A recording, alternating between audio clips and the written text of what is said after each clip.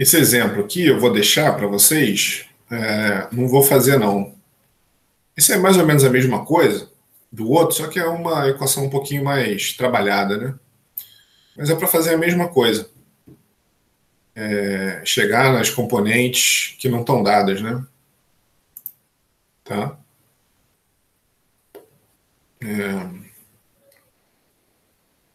Aqui para analisar, considerar um escoamento, um campo de velocidade em regime permanente, dado por essa expressão aqui, ó, onde A, B e C são constantes, e quer saber em qual condição esse escoamento se torna incompressível.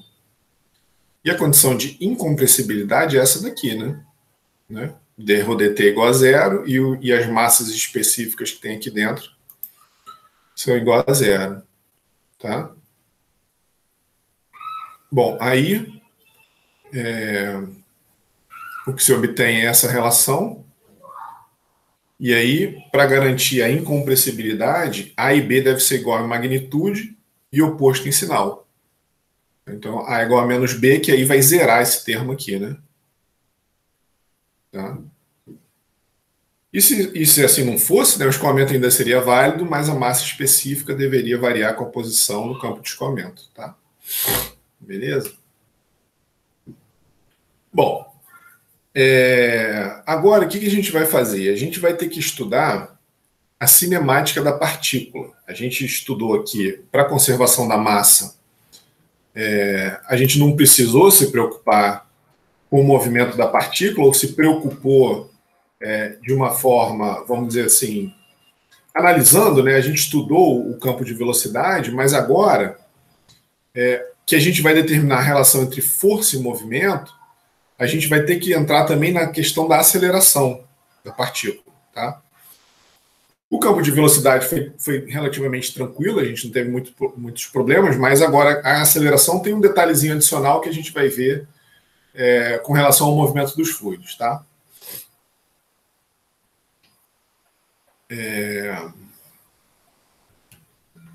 E aqui a gente vai entrar no fluido, né? Vai estudar o que está acontecendo dentro do fluido, e a gente precisa acompanhar uma partícula. E aí, o que acontece é que o primeiro conceito que a gente vai usar aqui para relacionar força e movimento, né? Certo? Então a gente vai começar agora a ver a questão da quantidade de movimento linear que a gente tinha visto para análise integral. Assim como a gente viu o princípio da conservação da massa para análise integral e fizemos essa analogia com análise diferencial, a gente vai fazer a mesma coisa com relação ao princípio da quantidade de movimento linear. Tá? Então a gente vai entrar no fluido, né? vai entrar no fluido que eu digo, a gente estava interessado em saber as relações de força e movimento baseado na fronteira, lembra, né? No que acontecia nas superfícies de controle. E agora a gente vai analisar ponto a ponto, né? Essa discussão aqui que a gente estava tendo, que a gente fez anteriormente aqui, ó. Tá? Então, é exatamente essa mesma discussão aqui, ó. A gente estava interessado em relacionar movimento e força antes, né? De forma integral. Agora a gente quer, e a gente analisou isso só na interface, né? Só nas superfícies de controle. Agora o que a gente quer fazer é analisar dentro do fluido. Por isso que eu estou falando toda hora, entrar no fluido, porque agora a gente vai analisar o que está acontecendo ali dentro do movimento do fluido em si. Né? A gente só estava antes analisando as fronteiras. Tá? Então, voltando aqui, né? Aqui. Opa. Tá? E agora a gente vai fazer para um caso diferencial, né? Tá? E aí, para esse estudo, a gente vai precisar de conceito de cinemática, né? Por isso que a gente vai analisar a cinemática da partícula agora. E aí, o primeiro conceito que a gente vai precisar falar, para chegar nessas relações de força e movimento, é a questão da natureza da descrição do movimento das partículas. Então, tem duas maneiras de analisar o movimento das partículas. Uma é seguir o trajetório do objeto, é o mais familiar para nós, e, de forma geral, é usado na análise de sólidos, né? Quando a gente fez lá a relação entre força e movimento dos sólidos, normalmente a gente segue a trajetória do objeto. É uma coisa natural, né, em mecânica dos sólidos. Então, o estudo de impulso, onde as leis de Newton são aplicadas, né, na conservação da quantidade de movimento linear, energia cinética, trajetória. Então, isso tudo, a gente seguiu a trajetória do objeto. Só que a gente, em mecânica dos fluidos, de forma geral, é mais conveniente, mais fácil, analisar o objeto ao passar por um ponto. Tá? É a estratégia que a gente usa no estudo de fluidos em movimento. Então, o que é essa primeira característica, né, de acompanhar o movimento das partículas? Né? Então, a gente tem que levar em conta o vetor posição e velocidade em função do tempo. E isso é aquilo que eu estava falando, né? Para a mecânica dos sólidos, isso daqui não é difícil, né? É fácil você acompanhar a posição e a velocidade de uma partícula sólida. Agora, para o fluido é um pouquinho mais complicado, né? Essa descrição de acompanhar o movimento de uma massa é chamada de descrição lagrangiana, quando aplicada no movimento dos fluidos. Então, por exemplo, todo esse estudo de colisão que existe lá na física, né, bolinha de bilhar e tudo mais, a bolinha está carregada de uma certa quantidade de movimento que é transferido pelo impacto para uma outra bola parada, e aí as direções são analisadas em termos da conservação dessa grandeza, né? Para a mecânica dos sólidos isso é fácil, mas identificar partículas fluidas se movendo é muito mais difícil.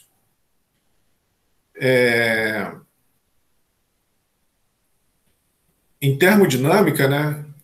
Na verdade, isso daqui é feito lá em termodinâmica, mas aí o fluido está em repouso, né? Então, existe uma análise de massa que a gente faz em termodinâmica, de análise para uma certa quantidade fixa de massa de um fluido, mas o fluido está em repouso. Aqui em mecânica dos fluidos, o fluido está se movimentando. Imagina que você tem aqui uma esfera, e aí isso daqui é uma simulação em CFD, né, do escoamento em torno de uma esfera, e aqui a gente tem a turbulência, então a gente está observando aqui como que o escoamento se desenvolve atrás da esfera.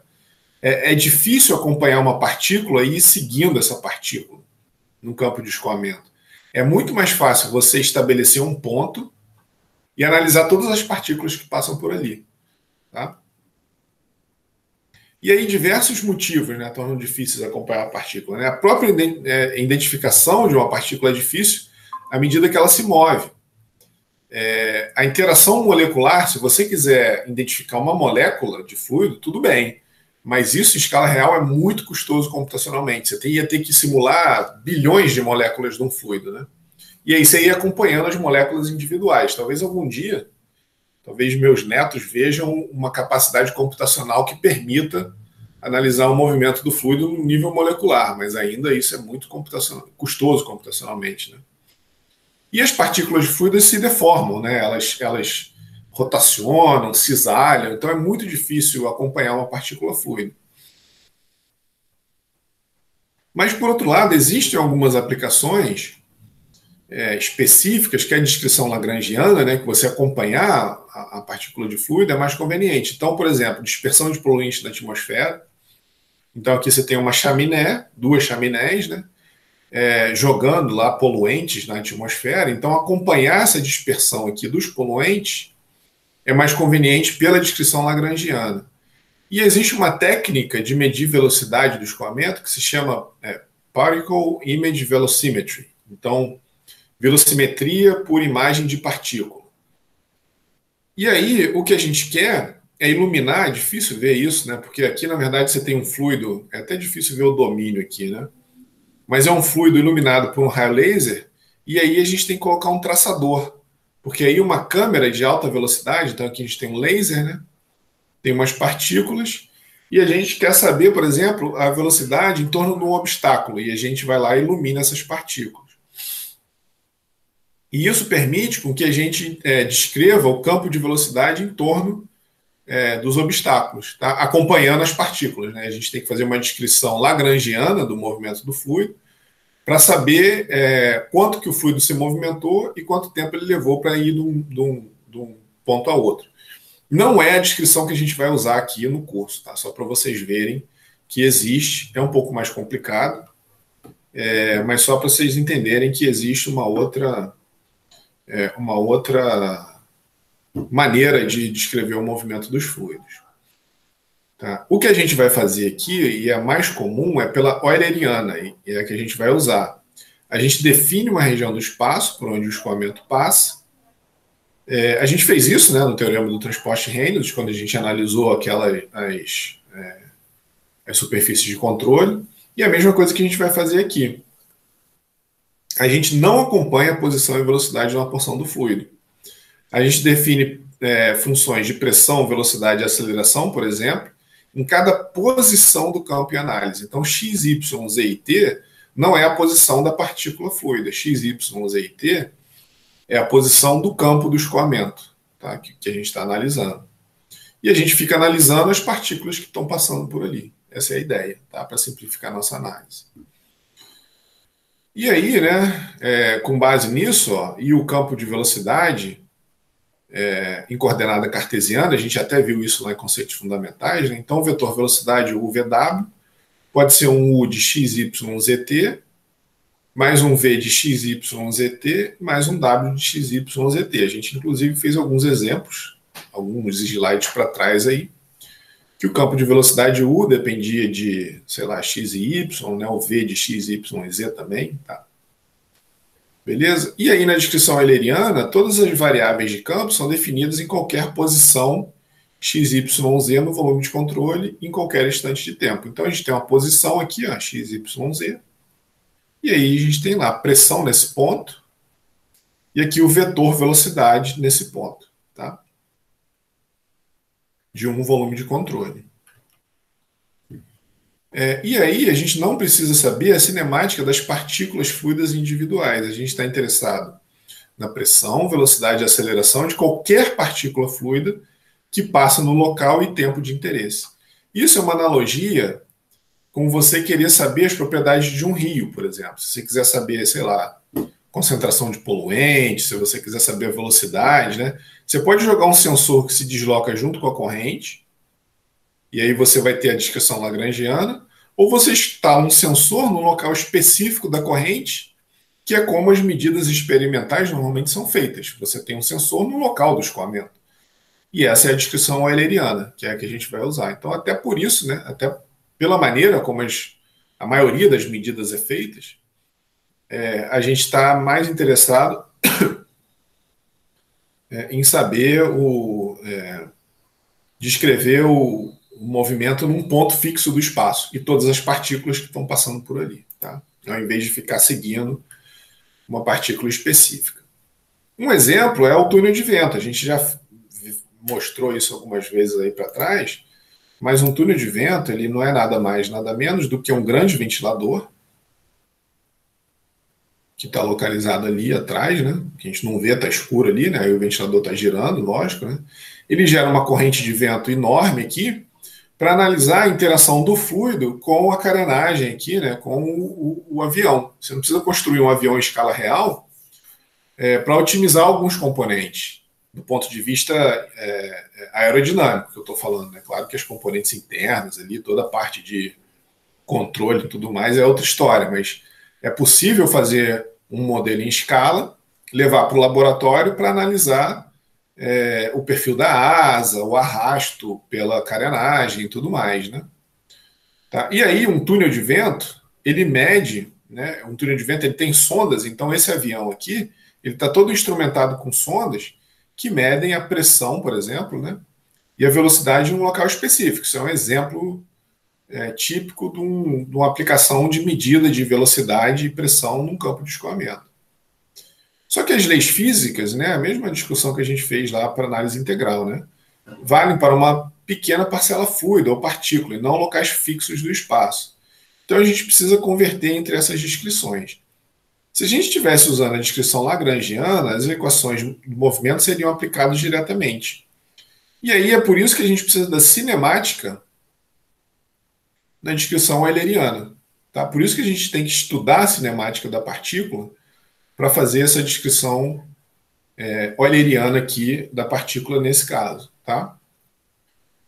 Beleza? Então, vamos considerar, por exemplo, a segunda lei de Newton. Né? Força de uma partícula é a massa da partícula vezes a aceleração dessa partícula.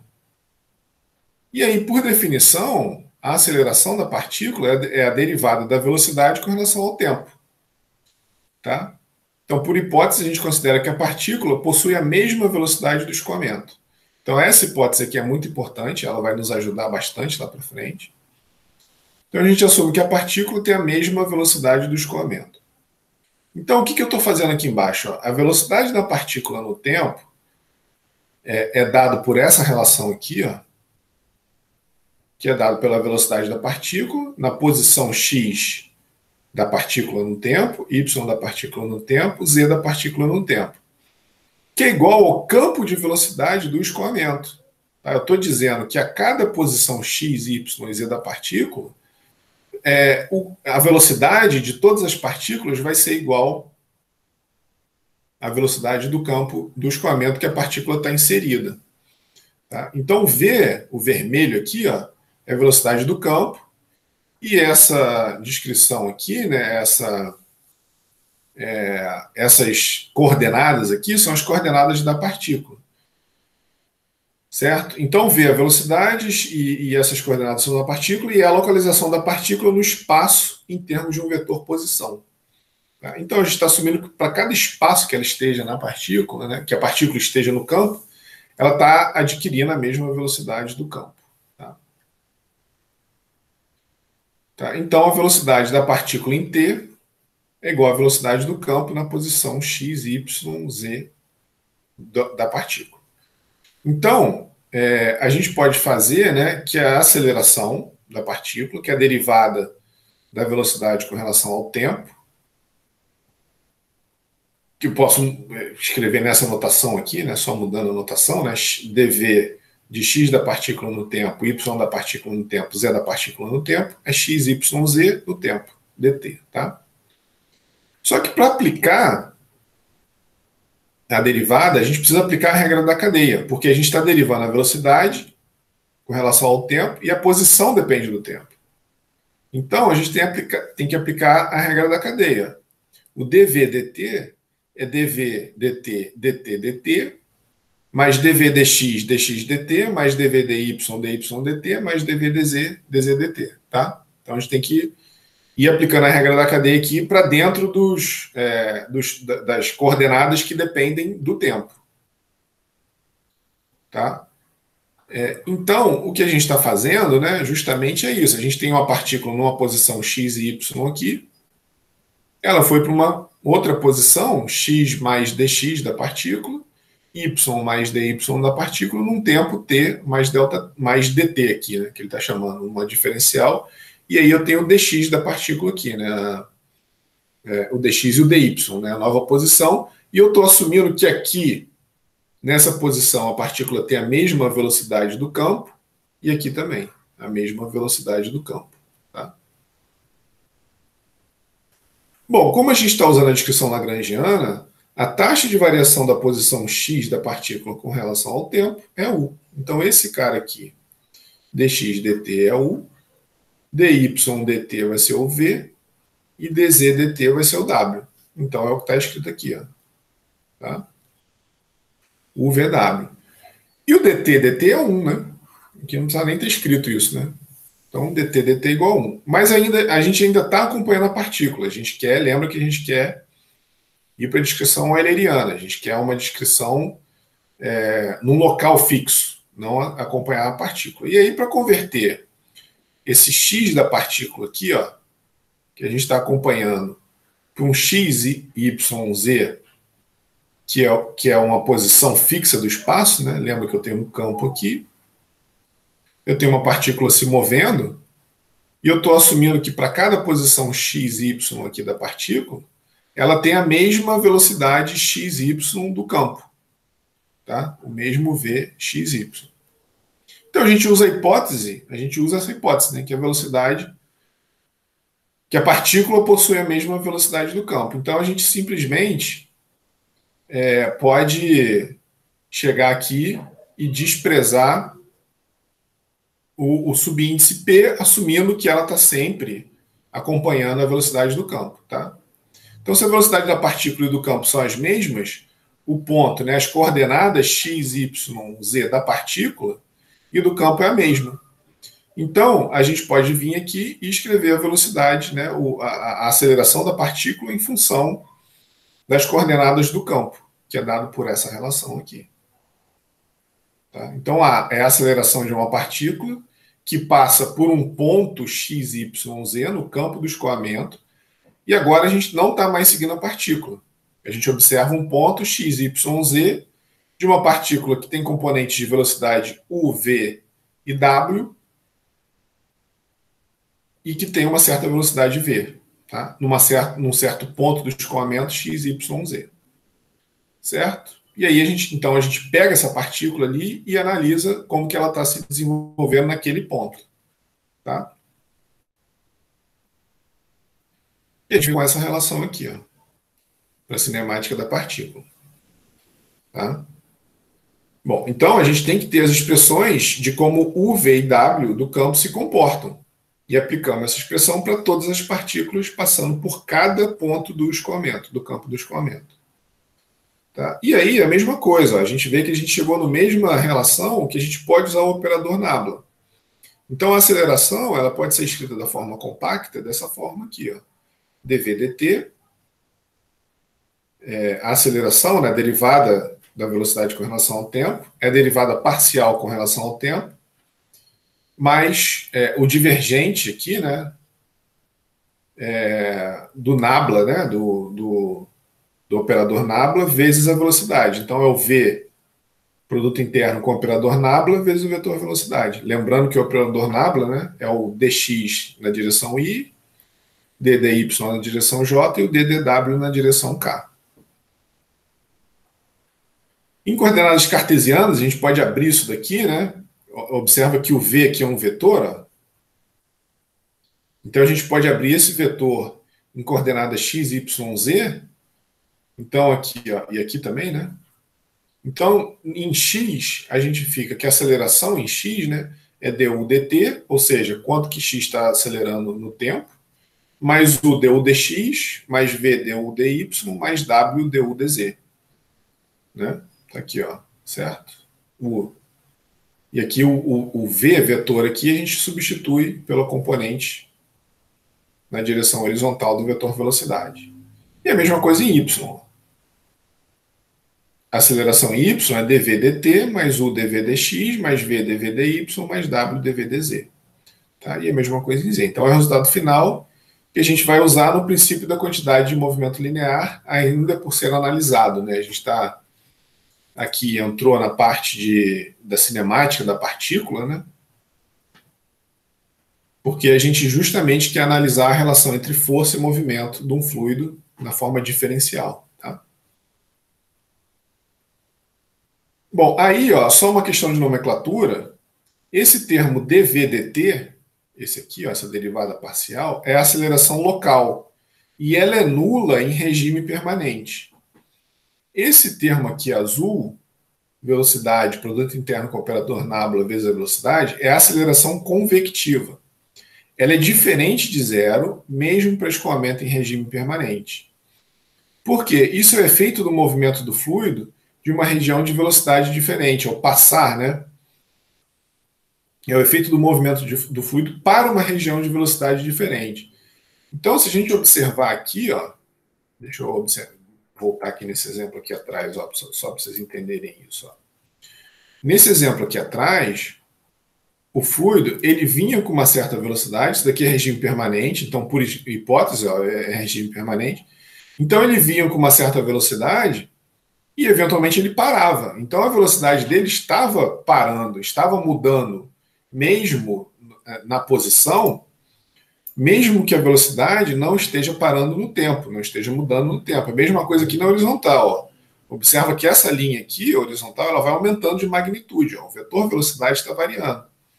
Então, mesmo no regime permanente, ele possui uma certa aceleração aqui na posição. Tá? Então é isso que essa expressão aqui está dizendo. Eu posso ter uma aceleração, é chamada de aceleração convectiva, que ela é diferente de zero mesmo para o escoamento permanente. Tá? O efeito do movimento do fluido por uma região de velocidade diferente. Em mecânica dos sólidos, é meio difícil a gente fazer uma analogia, né? Como se uma partícula sólida estivesse se movendo para uma região em que o campo de partículas estivesse em uma velocidade diferente, sabe? Se você estivesse avaliando uma partícula, um movimento de várias bolinhas de sinuca, né? Se movendo. E aí, como se ela estivesse indo para uma posição que essas velocidades estivessem variando. Enfim, é uma analogia meio complicada de ser feita, né? E isso não era feito lá. Não existe, assim, nem muito sentido físico de fazer uma análise dessa em mecânica dos sólidos. Mas é só para mostrar para vocês que é a particularidade do movimento do fluido. Então, o escoamento pode estar uma partícula pode estar indo de uma região de baixa velocidade para uma região de alta velocidade. Isso causa uma aceleração, tá? Que é essa aceleração aqui, a aceleração convectiva, né? A gente tem a aceleração local, aceleração convectiva, e a soma das duas é a aceleração total ou material, que é justamente a soma do efeito da variação temporal com a variação na posição. E é comum chamar essa derivada aqui de um D maiúsculo para enfatizar que o fluido pode acelerar ao se deslocar pelo campo de escoamento. Tá? Então, a aceleração é Dzão V dt, que é o Dzinho V dt, né, que é igual, é só uma definição aqui para lembrar que são a derivada total, ou material, né, que é a derivada temporal mais uma aceleração pela mudança de local aqui do fluido, tá? No escoamento, né, dentro do contexto do escoamento. E aí, ó, vamos pegar o mesmo caso que a gente fez, esse perfil de velocidade aqui, e vamos calcular a aceleração material dele, no ponto x igual a 2 e y igual a 3. E fazer um rascunho, né, da aceleração, dos vetores de aceleração material para a mesma escala que a gente fez anteriormente. Ó. Aí é o seguinte, né? Então a gente simplesmente pega aqui, ó, o vetor velocidade, é regime permanente, então du dt e dv dt igual a zero, e aplica na expressão que a gente chegou aqui, ó, para aceleração material ou total aqui do escoamento, né? Em coordenadas cartesianas está aqui atrás. Ó. Então, só aplicar essas expressões aqui. É isso que ele está pedindo, tá? Beleza? Ele está aqui, ó. A aceleração du dt mais o du dx mais v du dy. Esse termo aqui já era zero, porque é bidimensional, né? Então, o du dt e dv dt igual a zero. Quem é o u? 0,5 mais 0,8x. Quem é du dx? 0,8. Tá? Quem é o v? 1,5 menos 0,8y. Tá aqui, é dado, né? Isso é dado do problema, tem que ser. Quem é du dy? Zero. Né? Se eu pegar esse du aqui e derivar com relação a y, dá zero. Então a aceleração em x é 0,4 mais 0,64x. Tá? Só fazer a distribuição aqui, né? 0,8 vezes 0,5, 0,4. 0,8 vezes 0,8, 0,64. E em y a mesma coisa, dv dt igual a zero, mais u dv dx. Quem é o 0,5 mais 0,8x, né? Está aqui dado, né? Quem é o dv dx? Derivar o v com relação a x dá zero. Aí você pega aqui o v, né? 1,5 menos 0,8y, vezes dv dy. Olha lá, menos 0,8, né? Então a aceleração em y deu menos 1,2 mais 0,64y. E observa que a aceleração pelo transiente de velocidade é zero. A gente está no regime permanente, a gente viu que a variação da velocidade no tempo é zero, mas ainda assim ele acelera. Por que ele acelera? Porque a partícula fluida pode ir de uma região de baixa velocidade para uma região de alta, ou quer dizer, uma região de velocidade diferente da que ele está. Tá? No ponto x igual a 2 e y igual a 3, a gente tem essas componentes aqui da aceleração. Ó. X igual a 2, y igual a 3, está aqui. Ó. Tá? A componente x é 1,68 e a componente y 0,72 metro por segundo ao quadrado. E aí a gente pode fazer a mesma coisa, né, para todos os campos, para todos os pontos aqui, x e y. Né, observa que o campo de aceleração é totalmente coerente com o campo de velocidade, né? Aqui está o campo de velocidade e aqui o campo de aceleração. Quanto mais longe do ponto de estagnação, ó, tá vendo? Maior é a aceleração do fluido, tá vendo? Tá? Então tá coerente aqui, ó. A aceleração, né, a magnitude da aceleração vai aumentando à medida que a gente se afasta do ponto de estagnação. Tá?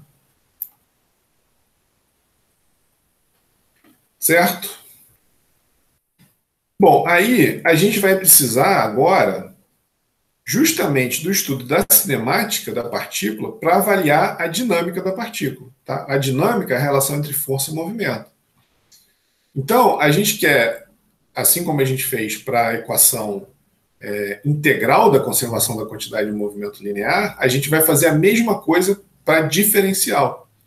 Por isso que a gente fez esse estudo de cinemática da partícula, para avaliar a dinâmica dela, a relação entre a força exercida na partícula ou pela partícula à medida que ela se move, né? Tá? Então, o que a gente vai fazer é justamente aplicar a segunda lei de Newton a uma partícula fluida e infinitesimal. Isso vai fornecer a equação da quantidade de movimento linear na forma diferencial. E aí, relembrando a segunda lei de Newton, né, somatório das forças externas que agem no sistema, é a variação da quantidade de movimento linear no sistema. Lembrando, né, que a quantidade de movimento linear, ou momento do sistema, é dado pela massa vezes a velocidade. Né? A gente pode escrever aqui na forma integral, se quiser, né? Mas, por exemplo, para uma velocidade uniforme ao longo de uma massa, a gente pode tirar a velocidade da integral, aí fica a integral na massa, né? Fica a velocidade vezes a massa, que é justamente a quantidade de movimento linear. Tá? Para um sistema infinitesimal de massa dm, a gente tem que o df é o ddt do vdm. Tá? Ou o df é o dm dv dt.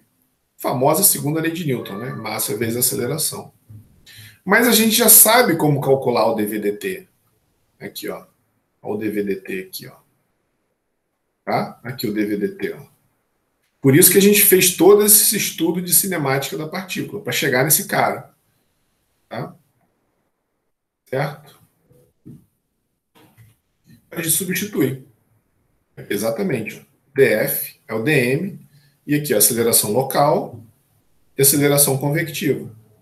Então a gente tem a segunda lei de Newton escrito para um elemento infinitesimal dm de partícula. Tá? E agora, então a gente já tem a parte da variação da quantidade de movimento linear bem descrito, né, para a descrição euleriana, acompanhando uma partícula. Agora a gente precisa trabalhar nessas forças diferenciais aqui. Tá? E aí a gente sabe, já viu isso lá em análise integral, né, que as forças agindo numa partícula fluida pode ser de corpo ou de superfície. As forças de superfície podem ser normais ou tangenciais. Né? As forças de superfície é pressão e atrito, por exemplo. Né? Então é justamente a tensão de cisalhamento. Então as pressões e as tensões de cisalhamento que agem ali no corpo. E a força de corpo, normalmente na interface, né? Numa área do corpo. Né? E a força de corpo é uma força global, que age de forma global em todo o corpo, que a gente considera aqui só a aceleração da gravidade. Tá? Bom, então vamos considerar a componente x da força de superfície agindo em um elemento diferencial de massa dm e volume v cortado aqui, né? dx, dy, dz. E vamos fazer as tensões que agem na direção x e depois generalizar para y e z. Tá? Então, tá aqui, ó, a mesma coisa. Eu pego um volume de controle pequenininho. A gente assume que a gente sabe a tensão que age em x no centro do elemento diferencial. A mesma coisa que a gente fez para a conservação da massa. Sigma x, como se a gente soubesse aqui no centro, ó, a tensão normal e as tensões de cisalhamento. Lembra, né, que essas que a gente está considerando as forças de superfície, então a gente está aqui trabalhando nas forças de superfície, devido às tensões normais e de cisalhamento. Tá? E a gente vai fazer a mesma coisa que a gente fez no começo da aula. Expansão em série de Taylor, com relação ao centro do elemento, fornece a tensão em todas as faces x do elemento. Tá? Na verdade, nas faces x, em todas as direções, né? todas as tensões que agem em todas... Deixa eu botar aqui direções. Né? Na verdade, a face x são só duas. Então, todas as direções... Porque lembra que, se vocês se lembrarem da nossa convenção, a gente tinha a tensão de cisalhamento, ou a tensão normal, né? A gente tinha uma convenção assim, ó. Era a tensão. Aqui era o primeiro subíndice, aqui era o plano.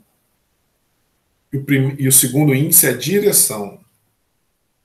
Então a gente está pegando todas as direções x do elemento. Por que todas as direções x? Bom, direção x só tem uma, mas todas as tensões normais e de cisalhamento que agem na direção x. Então, em todas as faces, por exemplo, na face x, você tem uma direção normal, que é devida à pressão que está agindo pelo escoamento do fluido.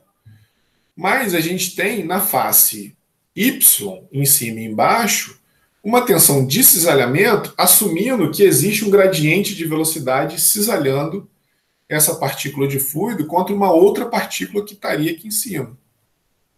Tá? Então, a gente, claro, né, a gente tem várias partículas de fluido, umas sobre as outras, e a gente está considerando que elas estão cisalhando uma contra as outras. Em cada face, a gente vai ter pelo menos uma componente aqui, né, agindo na direção x. Tá? Então, todas as faces do elemento fluido, do volume de controle, têm uma componente em x agindo.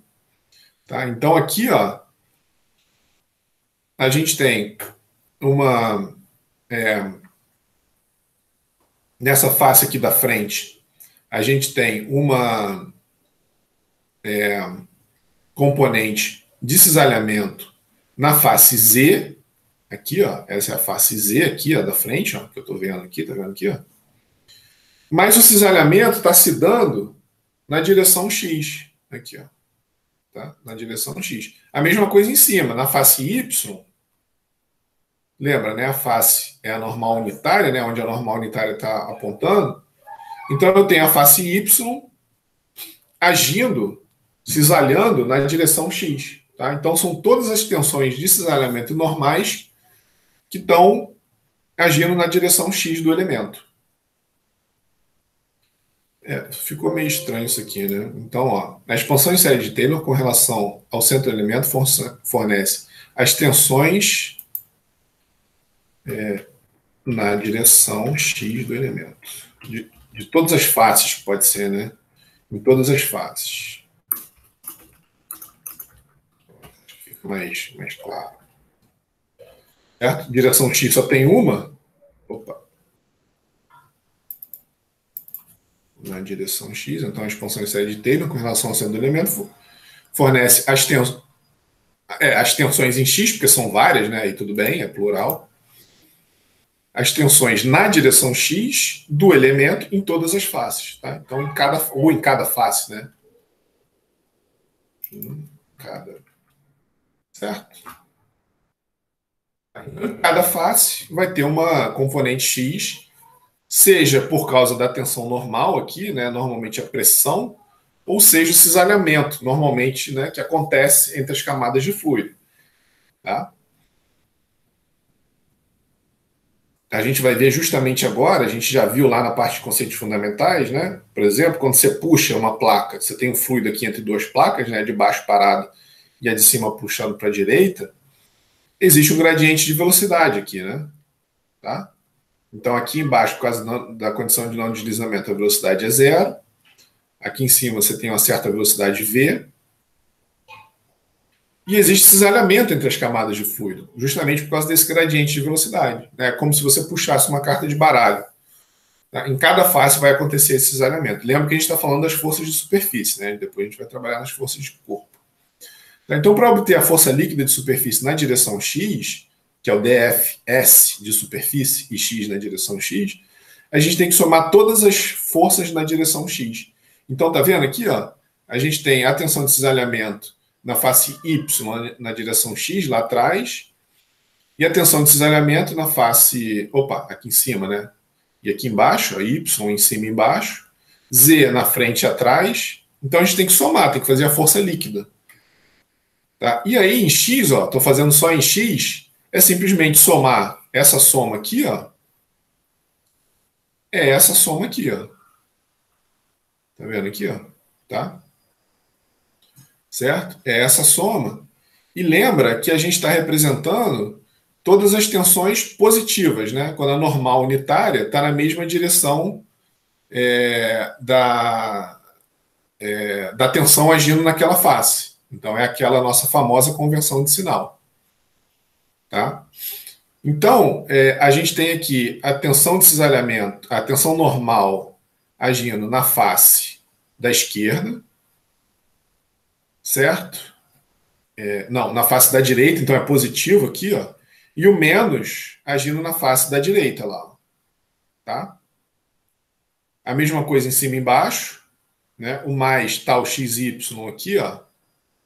Ó, o tal XY, cadê o XY? Tal YX, tal YX. Aqui eu botei ao contrário, na verdade é YX, eu botei XY. Então é o tal, é porque é a face Y na direção X, né? Aqui realmente está ao contrário. Ó. Aqui, ó. É YX, porque a face Y direção X. Aqui também. Aqui tá certo. YX. Aqui é YX. Pela nossa nomenclatura, né? X aqui é a direção e Y é o plano. Então tá aqui, ó, tal YX mais DYX, DY sobre 2. Então a expansão em série de Taylor, né? A mesma coisa que a gente fez para a massa. Então a gente tem aqui o positivo, certo? Agindo na direção X positiva. E tem aqui embaixo o negativo, agindo na direção X negativa. Então a gente soma, né, para fazer as forças líquidas agindo pela força de superfície. E aí, somando, ó, esse cara aqui vai embora, né? Esses termos aqui que são divididos por 2, eles se somam, né? Esse daqui vai acabar somando. E aí a gente tem um dx, o d sigma dx, dx dy dz. Né? D sigma dx, dx dy dz. E a mesma coisa para as outras faces, né? Tá? Então, tá aí as outras faces, né?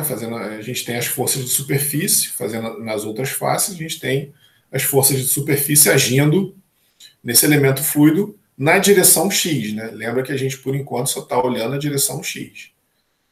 Tá? Beleza? Então, aqui a gente está na direção X.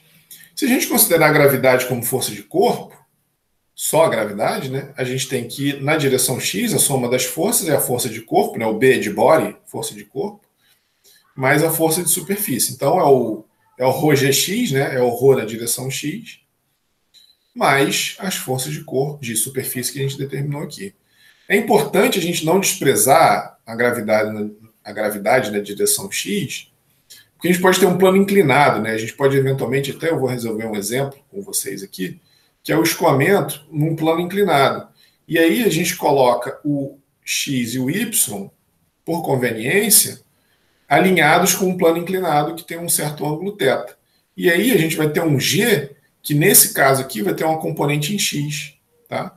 O g é na vertical, né? E aí ele vai ter uma componente em x. Mas ele só acontece isso porque o plano está inclinado. Então é sempre bom, nunca despreze esse gx aqui, porque dependendo do plano que você tiver, ele pode efetivamente ter essa componente. Bom, aí fazendo a mesma coisa, ó, a gente fez passo a passo esse, é a mesma coisa para o y e para o z. Tá? A gente fez passo a passo para o x, a mesma coisa se repete para o y e para o z, as forças de corpo e as forças de superfície. Tá? E aí, é claro, né, em y, a tensão de cisalhamento e a tensão normal é outra. Em x, ó, a tensão normal estava em x, né? São as forças agindo na direção paralela ali que você está analisando. Em Y, quem tiver aqui vai ser chamado de sigma. Quem estiver cisalhando vai ser chamado de tal. Então é a mesma coisa. Quando você tem uma força em Y agindo na face Y, você tem uma tensão normal e uma tensão de cisalhamento nas outras faces. Tá? Bom, então agora a gente tem todas as forças agindo em uma partícula fluida. E a gente pode retornar à segunda lei de Newton. Lembra que a gente quis trabalhar nisso porque esses termos aqui a gente já tinha. Tá? A variação da quantidade de movimento linear a gente já tinha. A gente veio para o somatório de todas as forças agindo no corpo. Então a gente soma aqui, ó, esse cara aqui. Certo? Então aqui a gente tem segunda lei de Newton. A gente tem aqui a aceleração de uma partícula fluida usando a estratégia ou usando a descrição euleriana, que você tem um ponto do escoamento e você vê todas as partículas passando por ali. E a gente tem agora as forças que agem numa partícula fluida. Forças de corpo e forças de superfície. As forças de corpo pela aceleração local da gravidade e as forças de superfície pelo atrito e pela pressão do escoamento. Né? As tensões normais causadas pela pressão e as tensões de cisalhamento pelo fato do fluido estar atritando ali, né? Uma camada contra a outra. Né? Existe um cisalhamento de uma camada contra a outra do fluido. E aí, igualando, né, eu jogando essas forças de superfície aqui em cima, eu fico com esse sistema de equações aqui. Ó. Né? Então aqui estão as forças de superfície e de corpo que agem na partícula fluida, FB de Bore, né? E aqui a aceleração total ou a aceleração material vezes a massa. Né? Aceleração total vezes a massa. Tá? Por que a gente não está vendo massa aqui? Ó? Porque quando a gente faz um elemento de massa dm, a gente tem um ρ dx dy dz, né? Que é o dv aqui, ó. Certo? É o dm vezes a aceleração. Então, esse dx dy dz simplifica com dx dy dz da força. Tá? Aí ele simplifica ali, ó. Então, aqui a aceleração total vezes a massa. Quem faz o papel da massa aqui é a massa específica. E esse termo aqui é a aceleração total, ou material. Tá? Isso em x, em y e em z. Tá? Essa aqui é a expressão mais geral para descrever o escoamento de um fluido compressível. Então, por exemplo, o escoamento de água passando por uma série de pedras e tudo mais, quando você mistura, aqui no caso seria incompressível, né? São dois exemplos incompressíveis, mas esse sistema de equação aqui serve para um escoamento mais geral do que esses aqui, né? Você mexer o café na xícara, né? Então isso gera um escoamento altamente turbulento e complexo.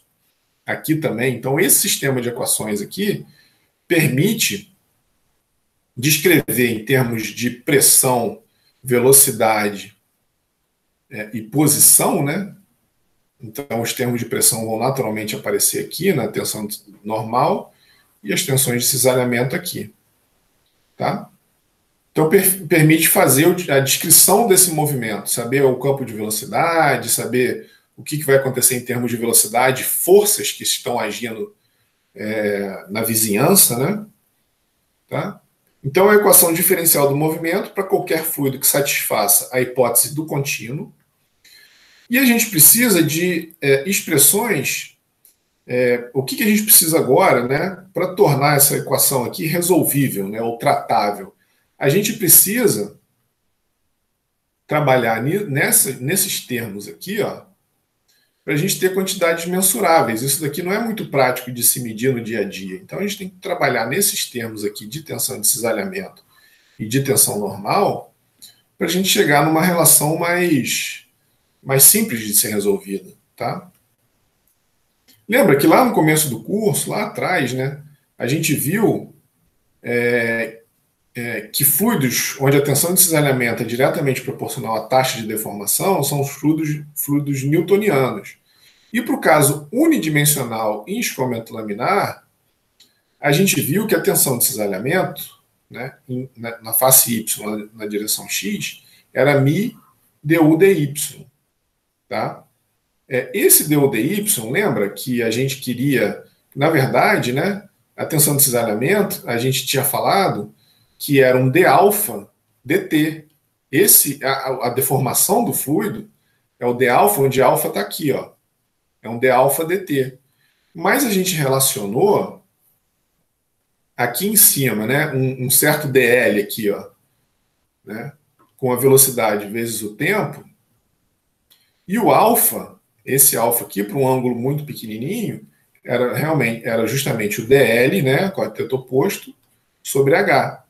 Então, isso daqui ficava o dl sobre h, mas o dl é v e um t aqui, né, certo? Do dt ali. E ali era um vt, embaixo ht. Então, a gente relacionou o d alfa dt com a velocidade, com gradiente de velocidade, né? Quanto que a velocidade está variando nessa distância h aqui, que é muito mais conveniente do que medir alfa, certo? De um fluido, que é difícil de você marcar as partículas. Tá? Então a gente precisa fazer a mesma coisa aqui, ó, para todo mundo, né? A gente já tinha feito isso para esse termo aqui, a gente precisa fazer isso para todo mundo agora, tá? Então isso não é demonstrado, né? Nenhum livro demonstra isso, nenhum livro texto de mecânica dos fluidos demonstra essas relações. O máximo que dá para a gente fazer aqui é tentar fazer alguma analogia com o escoamento unidimensional. Isso daqui é para o caso tridimensional, o mais geral possível, né? Então, por exemplo, essa relação que a gente acabou de obter, a tensão de cisalhamento em yx, que é igual a xy, ela é mi du dy, aqui, ó, mi du dy, tá? Se a gente tivesse o caso tridimensional, a gente ia ter um mi dv dx. O que é o mi dv dx? Ó, observa o seguinte, ó, o mi du dy é quanto que o u está variando em x. Ou seja, é esse cisalhamento aqui, né? Certo? A tensão de cisalhamento, que é a direção u, que é a vertical, é um gradiente de velocidade em y, tem que estar...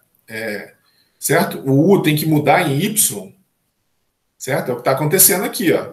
O fluido está cisalhando porque à medida que você sobe nas camadas de fluido, essas camadas têm velocidades diferentes. Então, num caso unidimensional, é isso que acontece. No caso tridimensional, você pode ter o v. O que é a componente v da velocidade? É aqui, ó. O v variando em x. E aí você tem um cisalhamento aqui também, ó. Tá? Então, por isso que o tridimensional, você tem esse componente. Pode ter, né? Você pode ter um cisalhamento assim e assim junto, ao mesmo tempo. Tá? Beleza? O negócio pode ser mais complicado ainda, porque o fluido pode deformar, pode rotacionar, pode... Né? A gente fica ainda com um caso bem simples, que é o unidimensional, só o cisalhamento em uma direção. A coisa pode ser mais complicada, cisalhamento assim, assim, lá para trás e na frente, que aí todos esses termos aqui estão medindo essas tensões de cisalhamento, e aqui as tensões normais.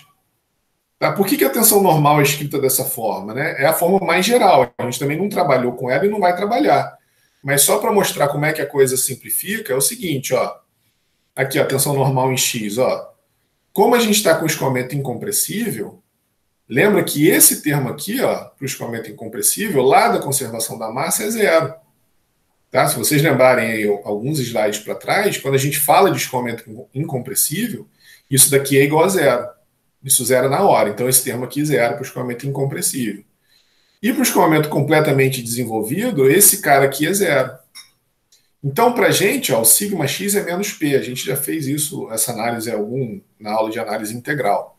Tá? Então, só para mostrar para vocês que esse conjunto de equações aqui é geral, mas a gente consegue chegar no que a gente estava analisando, particularizando para casos bidimensionais ou unidimensionais, incompressível, que esse termo some, completamente desenvolvido, esse termo some. Tá? Beleza? Mas aí jogando, né, e substituindo esses termos aqui para o escoamento incompressível aqui nesse sistema de equações, a gente vai ficar... e aí aqui é um passo intermediário, né, só para ficar registrado, mas para o caso laminar, aí é um caso mais geral, para o caso laminar, a gente vai ficar para o escoamento incompressível e viscosidade constante, a gente simplifica bastante aquele sistema de equações.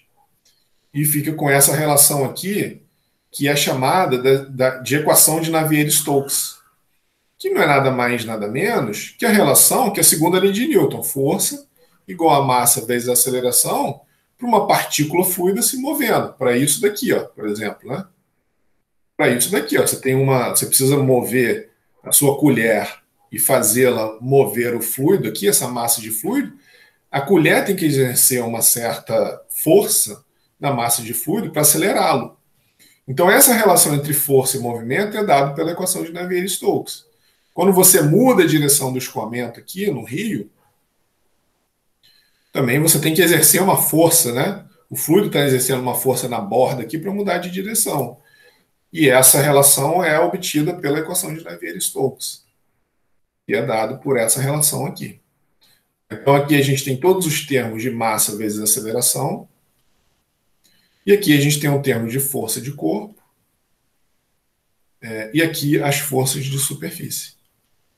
Agora, abertos, né? Agora relacionados aqui, ó, usando essas relações de quantidades mensuráveis, né? Então, a gente, da mesma forma que foi feito lá atrás em conceitos fundamentais, né? Que a gente relacionou o alfa com velocidade e distância, que são quantidades mensuráveis, a gente faz a mesma coisa para as outras quantidades, para tensão normal e de cisalhamento nos casos bidimensionais e tridimensionais. E aí, simplificando, escoamento incompressível em regime permanente, completamente desenvolvido, com a viscosidade constante, então observa quantas hipóteses simplificadoras a gente está fazendo, né? Como é que a gente vai restringir a análise. A gente fica nesse sistema de equações aqui. Tá? Que ainda não permite um tratamento analítico, certo? Ainda assim, com todas essas restrições, que a gente vai ver que restringe muito a análise, a gente não consegue resolver isso de forma simples. Tá? A gente tem 4 incógnitas, que são a velocidade, componente U, V e W da velocidade e pressão, e só 3 equações. A gente precisa de mais uma equação, que é justamente a continuidade. Que para essas hipóteses, né, escoamento em regime permanente, incompressível, fica dessa forma aqui. Ó. Tá? Beleza? Então, vamos terminar a aula aqui, já passei aí 5 minutinhos do tempo, né? Amanhã a gente continua aqui nas equações de Navier-Stokes, mas o objetivo final da aula era justamente